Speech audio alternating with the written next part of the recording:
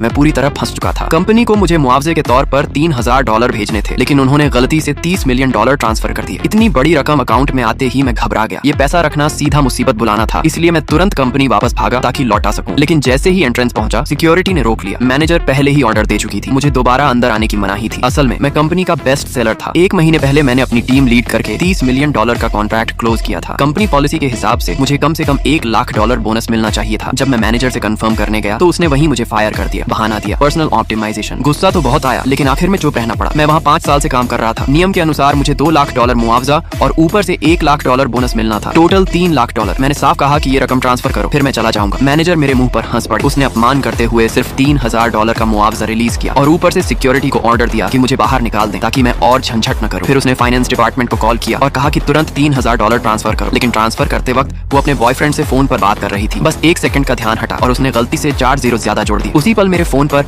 एक विशाल रकम का मैसेज आया। तभी सिक्योरिटी मुझे घसीटकर बाहर निकालने ही वाली थी और मैनेजर भी वेकेशन के लिए निकल रही थी। मैं दौड़कर उसके सामने आ गया और रोकते हुए बताया, फाइनेंस से गलती हो गई है। उन्होंने मुझे $30 मिलियन भेज दिए हैं। उसने 30 मिलियन सुना और समझी मैं उसी कॉन्ट्रैक्ट की बात कर रहा हूँ। उसने मेरी बात सुनी ही नहीं। सिक्योरिटी ने मुझे बाहर फेंक दिया और वो सीधे एयरपोर्ट चली गई। मुझे पता था ये पैसा टाइम बम जैसा है, कंपनी देर सवेर नोटिस कर लेगी और मैं नहीं चाहता था कि बाद में ये मेरे ऊपर फट पड़े। इसलिए मैं तुरंत एक वकील ढूंढने भागा। पूरी कहानी सुनकर उसकी आंखें चमक उठी। उसने कहा, इतनी बेहुदा कंपनी उसने कभी नहीं देखी। ताकि मैं ये पैसा कानूनी तौर पर रख सकूं, उसने एक कंपेंसेशन रिटर्न एग्रीमेंट ड्राफ्ट किया। अगर मैनेजर इस पर साइन कर देती तो साबित हो जाता कि मैं पैसा लौटा चुका हूं और आगे की सारी जिम्मेदारी उसी पर होती। गैर कानूनी तौर पर पैसा मेरा बन जाता, लेकिन मैं कंपनी का फायदा नहीं उठाना चाहता था। मैंने तय किया मैनेजर को एक आखिरी मौका दूंगा। जैसे ही वो बोर्डिंग करने वाली थी, मैं एयरपोर्ट पहुंचकर उसे रोक लिया। सच साबित करने के लिए मैंने ट्रांसफर सर्टिफिकेट दिखाया, लेकिन उसने देखने के बजाय मुझे जोरदार थप्पड़ मारा और मेरा फोन जमीन पर फेंक दिया। फिर सबके सामने मुझ पर ही इल्जाम लगाने लगी कि मैं उसे बदनाम कर रहा हूँ। सबक सिखाने के लिए उसने तुरंत ह्यूमन रिसोर्सेज को कॉल किया और ऑर्डर दिया कि मुझे सेक्टर की ब्लैकलिस्ट में डाल दो ताकि मेरे लिए हर दरवाजा बंद हो जाए। उसकी ये आक्रामकता देखकर मेरी आखिरी झिझक भी खत्म हो गई। मैंने ठंडे स्वर में कहा, साइन कर दो, फिर मैं जिंदगी भर तुम्हें परेशान नहीं करूंगा। उसे फ्लाइट की जल्दी थी, उसने बिना पढ़े ही साइन कर दिया। जाते जाते वो मेरा मजाक उड़ाते हुए बोली कि मुझे जिंदगी में फिर कभी काम नहीं मिलेगा। मैं हंस पड़ा क्योंकि उस पल के बाद मुझे काम की जरूरत ही नहीं रहने वाली थी। 30 मिनट्स बाद प्लेन टेक ऑफ के लिए तैयार था। जैसे ही मैं फोन बंद करने वाला था, तभी कंपनी के कर्मचारी ने उसे अचानक कॉल किया। उसे बताया गया $3000 की जगह $30 मिलियन ट्रांसफर हो गए। मैनेजर पत्थर की तरह जम गई। तभी उसे समझ आया कि मैं सच कह रहा था। वो घबरा गई और पैसे वापस लेने के लिए तुरंत प्लेन से उतरना चाहती थी, क्योंकि अगर काउंसिल को ये पता चल जाता